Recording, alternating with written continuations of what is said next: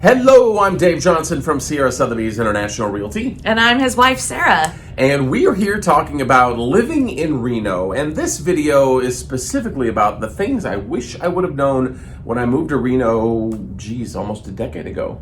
Has it been that long? Pretty close. Wow. All right. Life has changed quickly. Yep. So we'll take a look at that right now.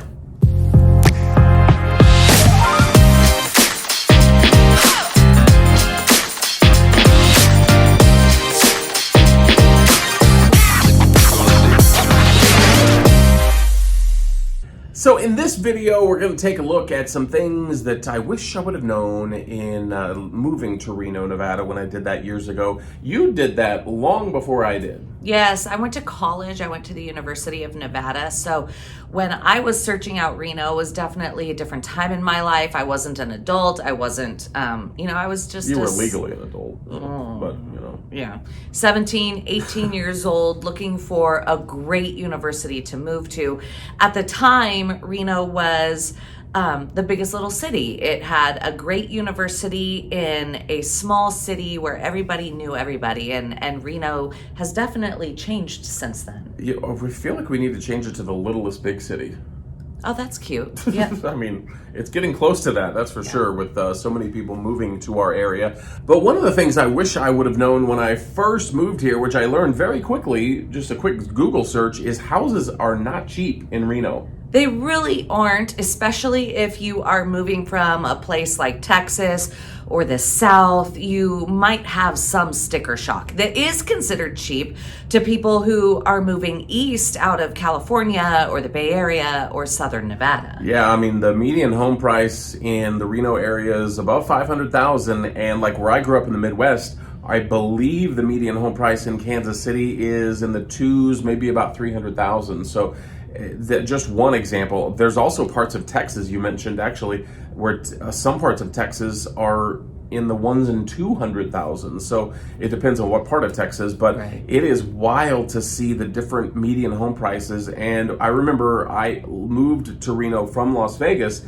and the prices in Las Vegas were so cheap compared to Reno, and a lot of that was due to Vegas was kind of booming at the time of the Great Recession, and it created a big bust in Vegas. So Reno didn't necessarily have that ordeal, but man, it is not as magnified as Vegas. Yeah, and sure. I was shocked by the prices in Reno when I first started looking at moving to Reno. When I started at Colo 8 to doing that job, it was like, wow, the prices are insane.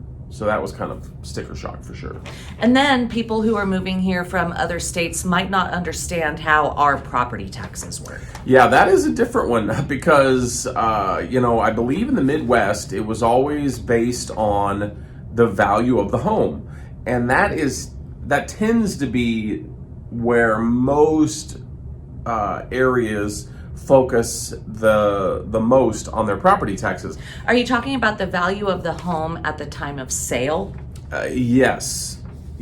So in other words, in Kansas City, if you sell your house for $400,000, that becomes very close to the assessed value. Whereas Reno, it's all about the year it was built is one of the bigger factors in the very complicated formula of property taxes. Okay. So it's a very strange process. So a lot of people moving to Reno don't realize that the newer the house, the higher the property taxes by far. And that's right. not necessarily the case in many other cities across the country. Right. So that's a strange one. So if you if you love older homes, let's say, and you want to move to Reno, you're going to be in luck when it comes to the current tax situation, because the older the home, the lower the price. So let's spell this out for someone who thinks like me, okay? If you are looking at a 3,000 square foot home that was built in the 1970s, and you are looking at a 3,000 square foot home that was built in 2015,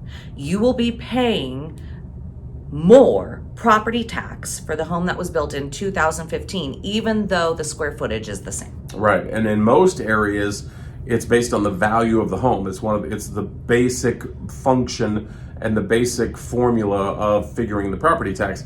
And that's not the case in Reno. It's a whole, and they're right. fighting it. They've been trying to fight it in the state legislature for years, hasn't happened, and Right. I don't know if it ever will happen because of the backlash. It's something to watch. Yep. Another issue that I wish I would have known well, I guess I did know this when I moved here, but a lot of people don't know is that Vegas is nowhere close to Reno. Nope.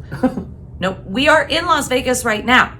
It took us an hour to fly here. So it's a great quick trip.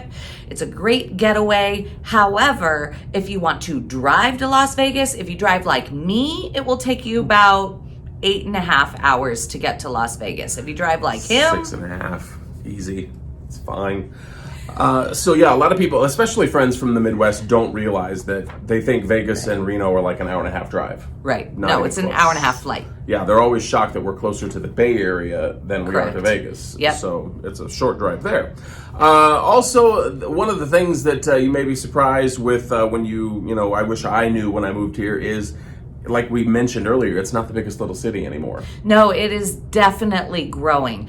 It depends on what you think about growth. I think that it's exciting. We are getting a lot more new amenities, shops, conveniences with the growth. Having said that, we are also getting, some of the aches that happen with those growing pains. Absolutely. And one of the things that is a positive that I didn't know when I moved to Reno is all of the outdoor activities and outdoor stuff you can do. I mean, there's Tahoe, there's Truckee River, I should say.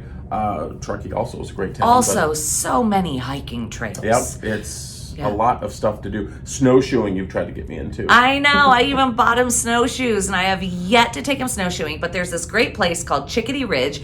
It's on the Mount Rose summit, and in the winter, you can just snowshoe out onto Chickadee Ridge. You bring some bird seed with you, and the chickadees just land in your hand, and they eat from the palm of your hand while you're taking a look at Lake Tahoe in the background. There you go. So some of the things I wish I would have known when I moved to Reno, and hopefully you can appreciate some of those, and now you know. Thanks so much for watching, and make sure you subscribe to our channel right down there on the YouTube channel. We'll see you later.